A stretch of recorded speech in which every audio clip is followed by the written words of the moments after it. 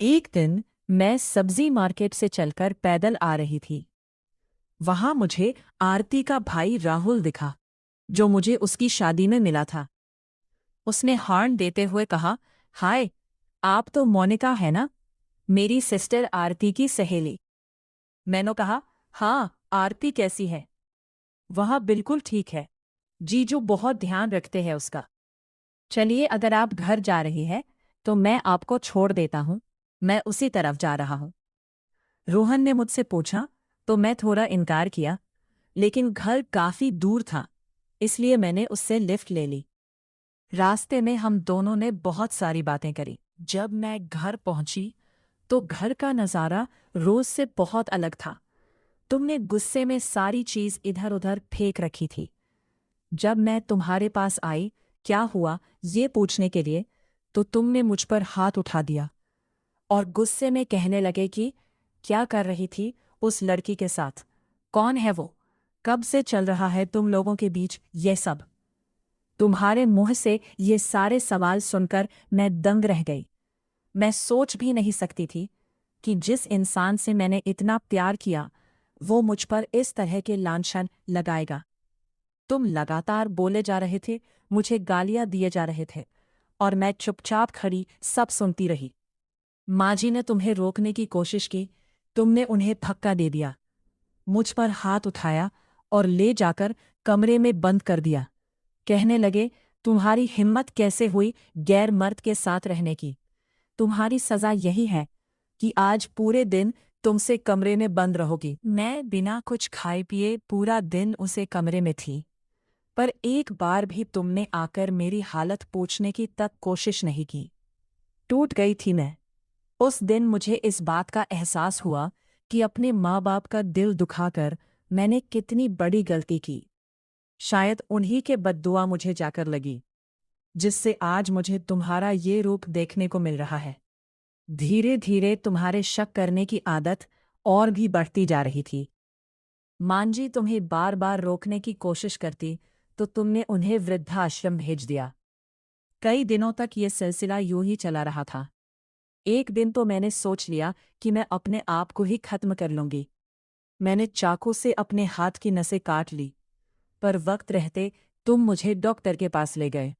Doctor ने मेरी जान बचाई और कहा कि मैं माँ बनने वाली हूँ। मैं बहुत खुश थी, क्योंकि आज इतने दिनों बाद मेरी जिंदगी में किसी खुशी ने दस्तक दी थी। तुम्हारा चेहरा दिखा तो जैसे तुम्हें इस बात से कोई फर्क नहीं पड़ता। तुम मेरे पास आए, खुशी के दो लफ्ज कहने के बजाय गुस्से से मुझे वहां से लेकर चले गए। जब से मेरी प्रेगनेंसी खबर आई थी, तुमने कभी मुझ पर ध्यान नहीं दिया। एक आया, शिवानी जी को अपॉइंट कर दिया ताकि वो मेरा ध्यान रख सके, और तुम केवल अपने ऑफिस जाते और रात को शराब पीकर घर आते, और जब मन करता था अपने शरीर की प्यास बुझाते। डरने लगी थी मैं कि कहीं तुम्हारी वजह से मेरे बच्चे को कुछ न हो जाए। इसलिए मैंने माँ से बात की।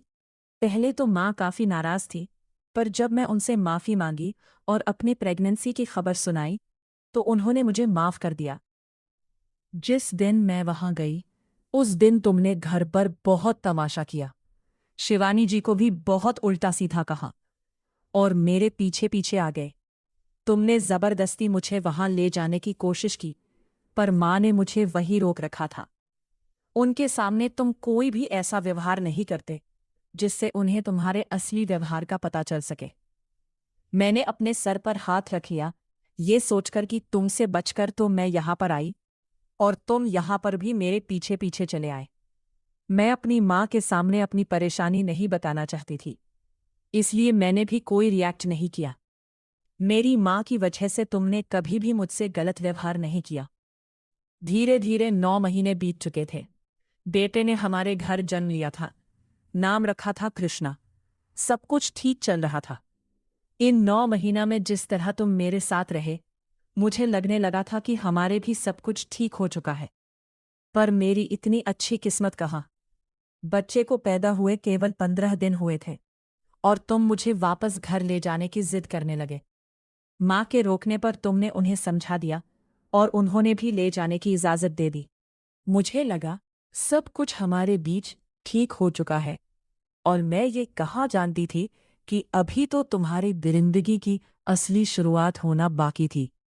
मुझे लगा कृष्णा के आ जाने से सब कुछ ठीक हो गया, पर कृष्णा तुम्हारे लिए एक बोझ बन चुका था, जो अक्सर तुम्हारे और तुम्हारी अय्याशी के बीच रुकावट डालता। अगर वो कभी रात में रोने लगता है, तुम उसे मनहूस कहकर चुप कराने को कहते।